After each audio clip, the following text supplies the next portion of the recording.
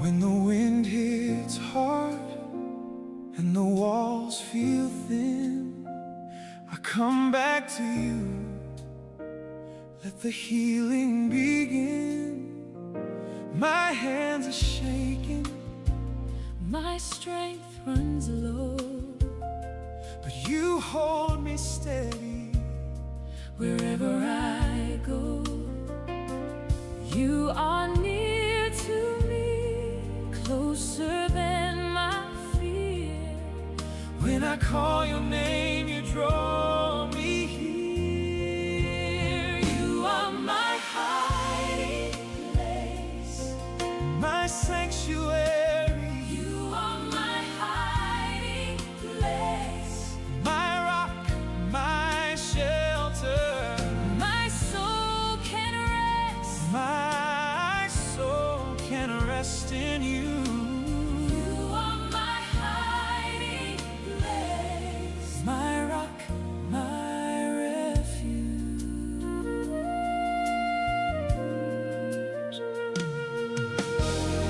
when the night gets loud and my mind won't stop. I lay it at your feet. Right here, right now. You don't turn away. You don't let me fall. You wrap me in mercy. You answer my call. You are near to me, closer than my fear. When I call your name, you draw me here. You are my hiding place. My sanctuary, You are my hiding place. my rock, my shelter. My soul can rest. My soul can rest in you. You are my hiding place, My rock, my refuge.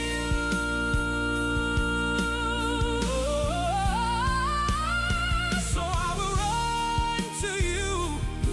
When the storm comes in, I will stay with you.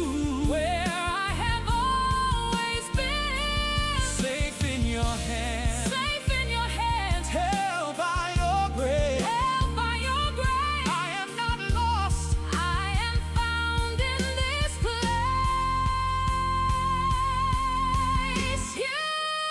You are my hiding place, My sanctuary, you are my hiding place, my rock, my shelter. My soul can rest, my soul can rest in you. You are my hiding place, my rock, my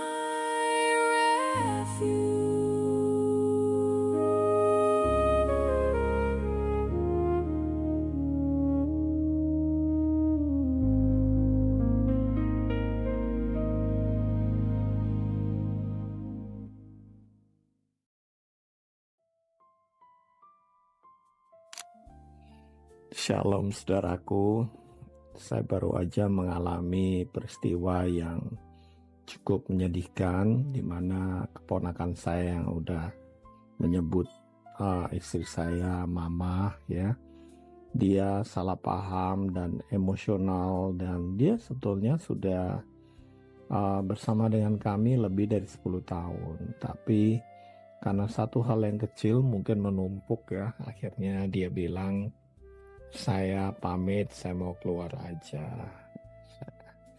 Dan saat itu saya cukup sedih, istri saya juga cukup sedih. Kita ingin rekonsiliasi.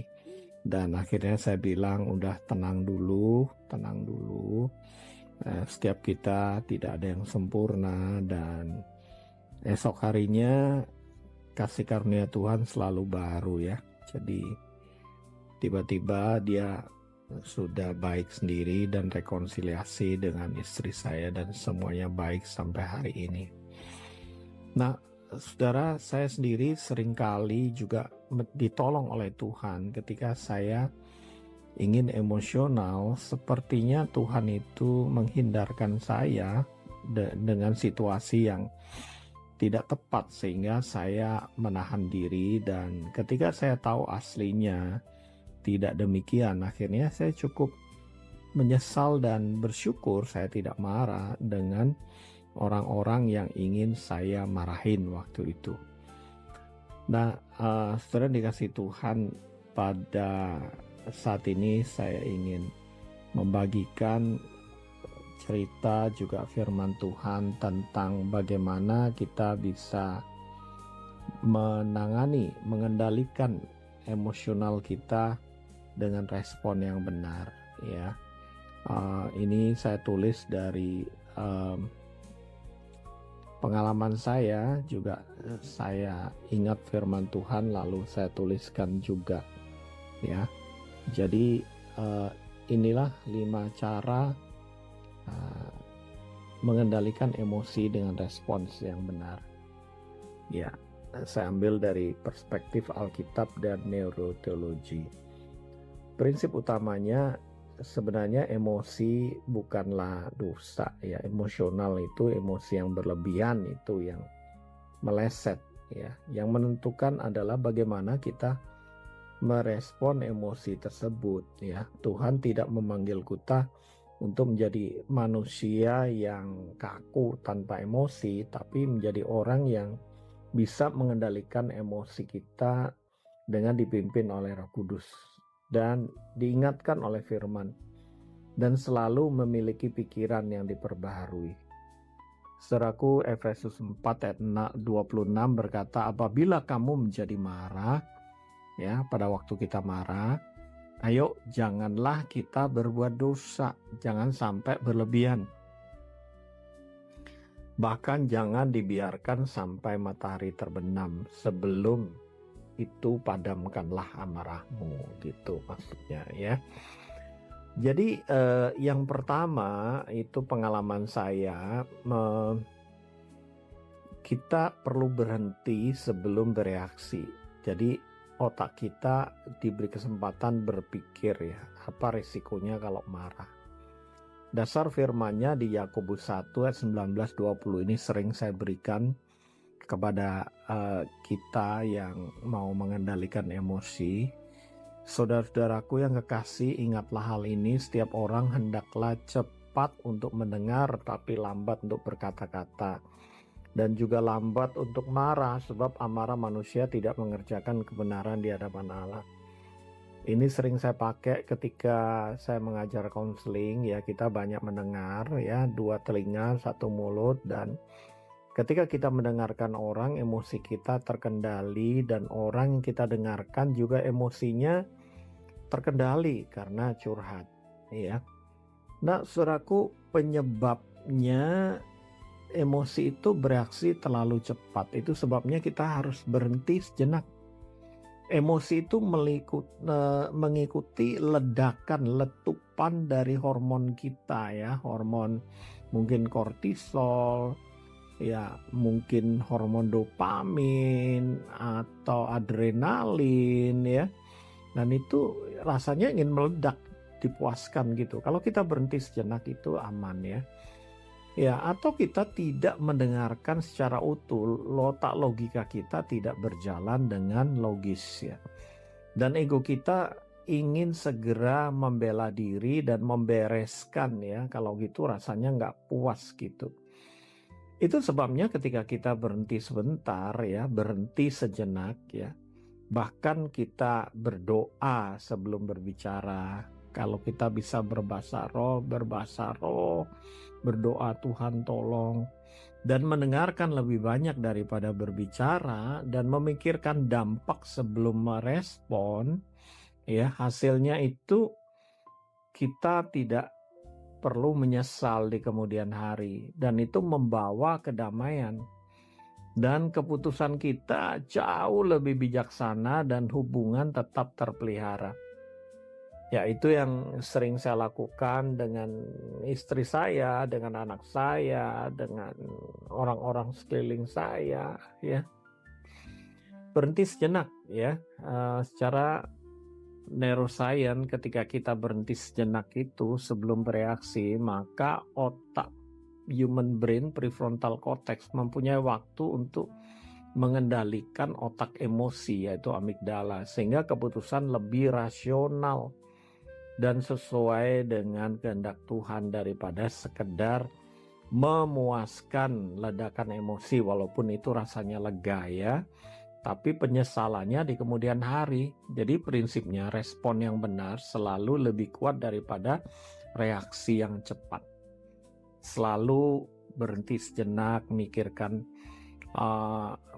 dampak, mikirkan kebaikan yang bisa kita terima kalau kita bisa lebih tenang, ya, itu lebih baik. Itu yang pertama. Nah, yang kedua, bagaimana kita bisa mengendalikan emosi kita. Ayo kita menjaga hati kita, bukan sekedar mengubah keadaan. Yang dirubah itu hati, bukan keadaan. Yang dirubah itu di dalam, bukan yang di luar. Saya sering berkata kita nggak bisa ngubah orang lain, kita nggak bisa ngerubah keadaan. Yang bisa kita ubah adalah hati kita, respon kita. Ya, kita mesti menjaga hati kita dengan kewaspadaan, Amsal 4:23. Karena dari situlah hidup kita itu lebih bijak, lebih hikmat, lebih terang, lebih terpancar, kata firman Tuhan. Bagaimana toh menjaga hati itu? Ya, kita lebih tenang, lebih bijak, lebih mikirin resiko, dan kalau perlu ya menghindari. Hati itu kan dari mata, dari telinga, dari panca indera, ya. Dari keinginan daging, keegoan, dan keangkuhan hidup, ya, keinginan mata gitu. Itu tuh menjaga hati kita, ya. Nah, penyebab hati itu bisa berespon buruk karena luka batin. Ada luka, sudah ada kepahitan, sudah ada iri hati, ada kekecewaan, ada penolakan, dan itu ketika orang berbicara itu kita akan tahu, ya, orang yang bicaranya tentang luka batin, kepahitan, iri hati, kekecewaan, penolakan itu dari bahasanya, dari body language-nya, dari aroma komunikasinya akan terasa gitu, orang ini pahit kayaknya gitu, ya. Nah, respon yang benar gimana? Mari kita minta Tuhan memegang hati kita, dan kita berdamai dengan diri sendiri dengan cara mengampuni orang yang melukai. Ya, mengampuni orang yang melukai kita itu berdamai dengan diri sendiri, karena orang itu urusan dengan Tuhan. Dan isi hati kita dengan firman Tuhan. Tuhan, sembuhkan hatiku, sembuhkan. Sebelum saya sampaikan ini, saya melakukan konseling dengan orang Itali, dan dia baru aja diusir dari perusahaannya. Dia chef di restoran Itali yang terkenal di Jakarta, dan saya berdoa buat dia. Dan saya minta dia tenang, dan dia menangis, saudaraku, laki-laki, dan saya percaya Tuhan melawat dia. Ya, rawat kehidupan kita dengan doa. Nah, hati itu tugasnya salah satunya berdoa. Ya, minta hati kita dibalut oleh Tuhan, lalu berdamai dengan diri sendiri, lalu hati kita diisi dengan firman, ya, kitab Mazmur. Tuhan dekat dengan orang yang luka hati, dan hati kita selalu menyebut nama Tuhan. Hasilnya hati kita pasti jadi tenang, ya. Yohanes 14:27, damai sejahtera itu keluar dari hati kita, bukan dari luar tapi dari dalam. Dan emosi kita lebih stabil pastinya. Kehidupan dipenuhi damai sejahtera, ya, tadi saya katakan, karena damai sejahtera itu dari pada hadirat Tuhan, kerajaan Allah di bumi ini, ya. Hubungan menjadi lebih sehat. Nah, secara neuroetologi, mengampuni dan menjaga hati itu menurunkan hormon stres, kortisol, serta membantu otak membentuk pola pikir yang sehat melalui neuroplasticity. Neuroplasticity itu adalah sinapsis di otak kita yang bisa berubah sesuai dengan perintah kita. Jadi kalau kita membiarkan diri kita luka, ya kita nggak memerintahkan agar damai itu masuk dalam hati kita, ya hati kita juga akan penuh dengan kepahitan, ya. Prinsipnya hati itu bisa dijaga dan akan menghasilkan respon yang benar, bisa. Mari kita memilih mengampuni, memilih untuk minta Tuhan menjaga hati kita, ya. Setelah berhenti sejenak, ya kita jaga hati kita, itu yang kedua. Nah, yang ketiga sekarang, membiarkan kuasa Roh Kudus yang hidup di dalam kita, karena hidup kita adalah rumah Tuhan. Roh Kudus membantu menguasai diri kita.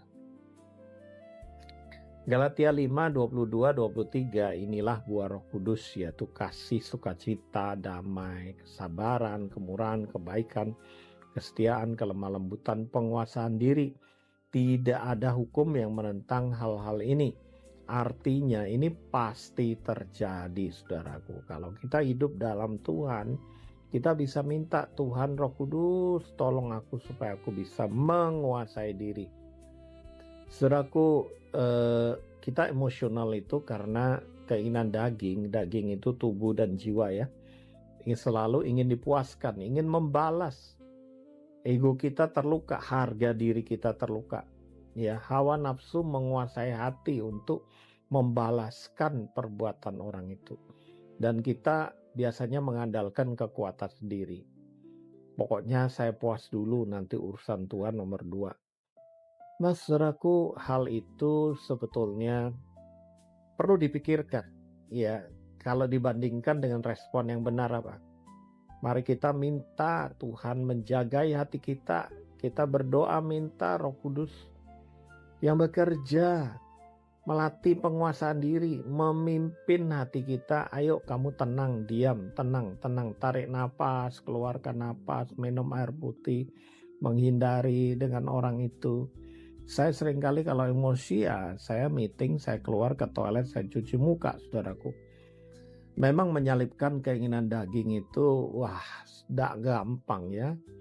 Ya, menyangkali diri itu tidak gampang, tapi bisa dilatih. Mungkin sekarang bisa cuma 5 menit, 10 menit, tapi lama-lama bisa sejam, berhari-hari.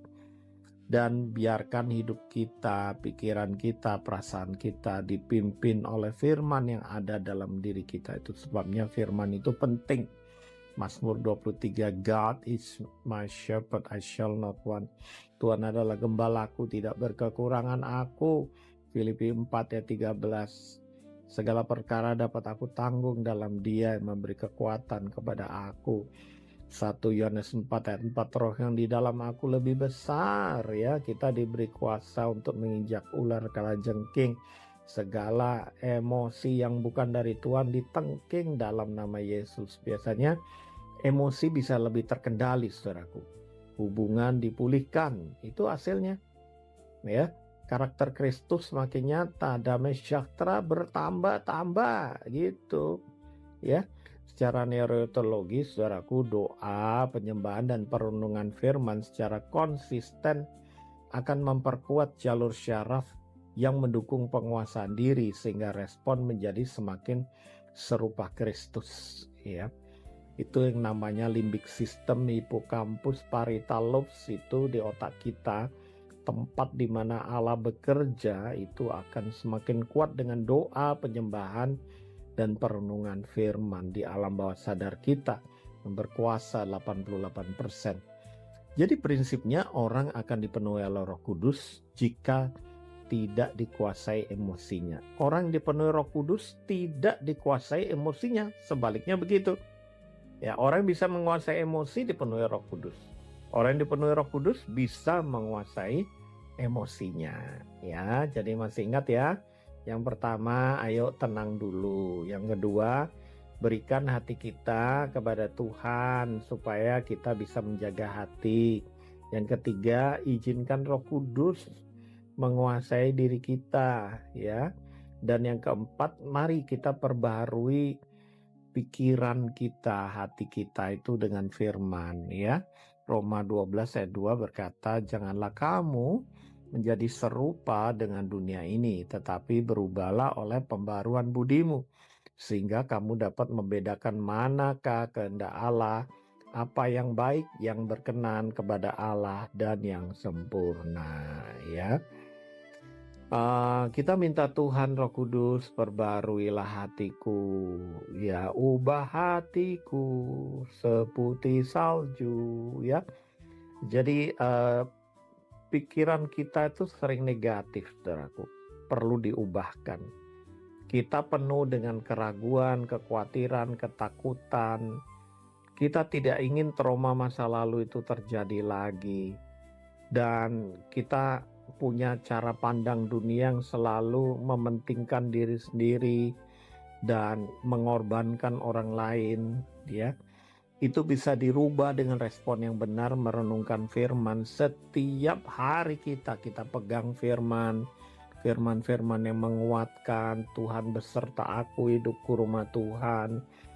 Pegang janji Tuhan, ya. Janji Tuhan itu ya dan amin. Lihat masalah dari perspektif Allah. Bagaimana Yesus kalau mengalami seperti ini, ya. Ayo ganti pikiran negatif dengan kebenaran firman, ya. 1 Timotius 3:16 itu bicara pikirkan yang indah, yang benar, yang mulia, ya. Hasilnya pikiran kita bisa lebih sehat, emosi bisa menjadi lebih tenang, dan keputusan menjadi semakin bijaksana. Maka hidup kita semakin dewasa. Saudaraku, secara neurologi, pembaruan pikiran secara terus-menerus membentuk jalur syaraf baru. Nah, itu yang disebut neuroplasticity. Ya, neuroplasticity itu sinapsis syaraf baru yang bisa mengubah kebiasaan-kebiasaan lama kita menjadi kebiasaan yang baru. Kita mampu merubahnya. Sehingga respon yang lama negatif digantikan dengan pola pikir Kristus. Saya baru kedatangan keluarga dari adik istri saya, dan suaminya itu udah merokok mulai umur 9 tahun, sekarang udah 60, udah 51 tahun, ya. Dan tiba-tiba sakit pneumonia dan dia memutuskan untuk berhenti merokok. Memang ada cacat di paru-parunya, tapi dia bisa berhenti merokok. Dan ketika saya tanya bagaimana, namanya Pak Hari berhenti merokok. Ya mau aja, asal mau aja, tiba-tiba kita gak suka merokok. Saya tanya, kalau kamu berkumpul dengan orang merokok masih kepingin gak? Justru nek katanya, muak gitu, gak enak. Ya, nah itu perubahan karena kemauan, neuroplasticity yang mengubah. Ya, kita nggak bisa ngerubah dosa itu sedikit demi sedikit, nggak bisa, mesti radikal, berhenti. Di orang narkoba, LGBT, apapun dosa itu mesti dihentikan seketika, dan itu akan merubah jalur syaraf kita. Nah, yang kelima, saudaraku, bagaimana kita bisa mengendalikan emosi kita, emosional kita. Janganlah membalas kejahatan, ya, tapi balaslah kejahatan dengan kasih, ya. Dasar firman-Nya Roma 12 ayat 21. Janganlah kalah terhadap kejahatan, tapi kalahkanlah kejahatan dengan kebaikan. Lukas 6 ayat 27 28. Kasihilah musuhmu, berbuatlah baik kepada orang yang membenci kamu. Mintalah berkat bagi orang yang mengutuk kamu.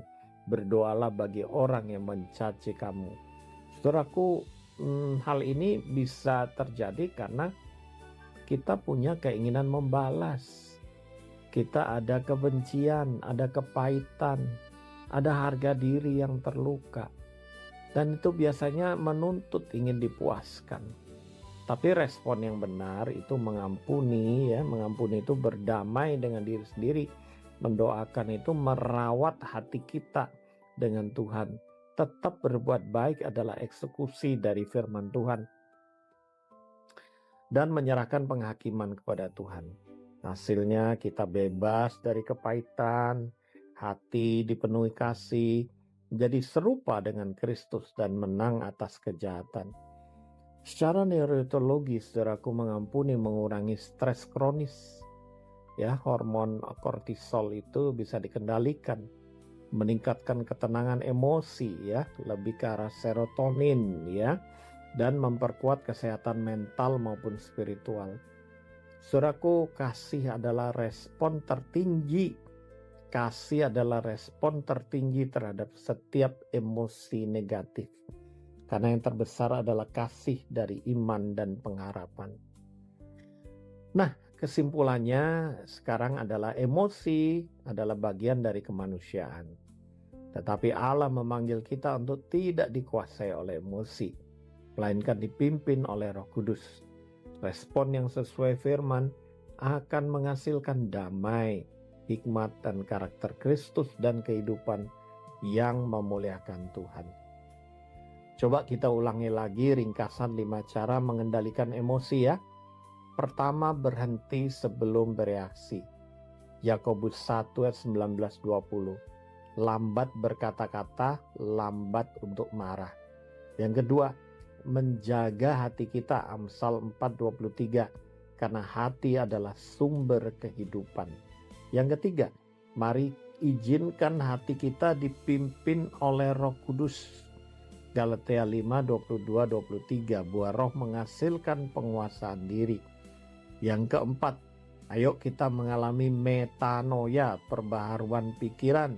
Pikiran yang diperbarui akan merubah respon, Roma 12 ayat 2. Dan yang terakhir, kelima, mari membalas dengan kasih. Roma 12:21, Lukas 6:27-28. Mari kita mengalahkan kejahatan dengan kebaikan. Nah, saudaraku, saya berikan ayat terakhir, Amsal 16:32. Orang yang sabar melebihi seorang pahlawan. Orang yang menguasai dirinya melebihi orang yang merebut kota. Ya, 2 Timotius 1 ayat 7 berkata, sebab Allah memberikan kepada kita bukan roh ketakutan, melainkan roh yang membangkitkan kekuatan, kasih, dan penguasaan diri, ketertiban. Emosi adalah reaksi alami, tetapi respon yang sesuai firman adalah pilihan-pilihan rohani kita. Kedewasaan rohani kita terlihat ketika kita tetap memilih kasih, penguasaan diri, ketaatan pada Tuhan, sekalipun emosi kita sedang diuji. Mari kita berdoa. Bapa di surga, tolonglah kami yang lagi emosional, yang lagi bete, yang lagi kesel, lagi tersinggung, lagi marah, lagi pahit, lagi kecewa, lagi ingin membalas. Biarlah pada saat ini kasih karunia-Mu turun, dan kami memohon tangan kasih-Mu menjamah hati kami. Jamah hati kami yang emosional, Tuhan. Tenangkanlah kami ya Tuhan. Berilah kami damai sejahtera dari dalam, sesuai dengan Yohanes 14:27. Kami mau Tuhan tinggal dalam hadirat-Mu. Hadirat-Mu adalah damai, sukacita, kebenaran, dan kuasa. Bapa, ampunilah dosa kami, dan biarkah kuasa Roh Kudus terus bekerja dalam hidup kami, dalam hati kami. Tolong Tuhan, redakan emosi kami, pegang hati kami. Kami mau serahkan hati kami seluruhnya ke dalam tangan-Mu. Dalam nama Bapa, Putra, Roh Kudus, dalam nama Tuhan Yesus Kristus, kita semua berkata, amin, amin, amin.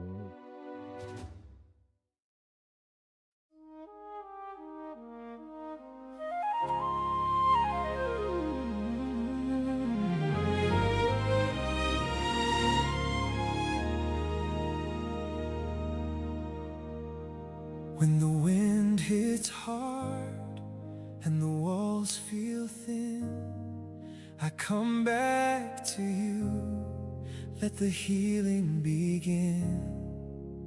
My hands are shaking, my strength runs low, but you hold me steady wherever I go. You are near to me, closer than my fear. When I call your name, you draw me here. You are my hiding place,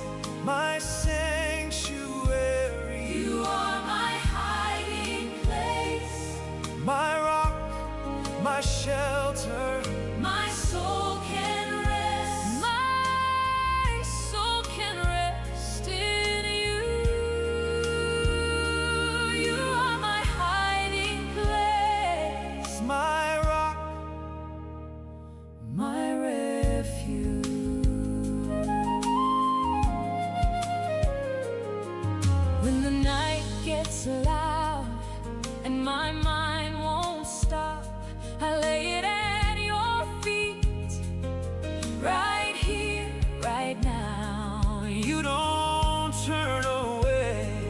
You don't let me fall. You wrap me in mercy. Ooh, you answer my call. You are near to me, closer than my fear. When I call your name, You draw me here.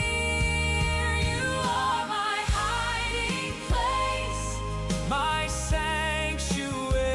You are my hiding place. My rock, my shelter.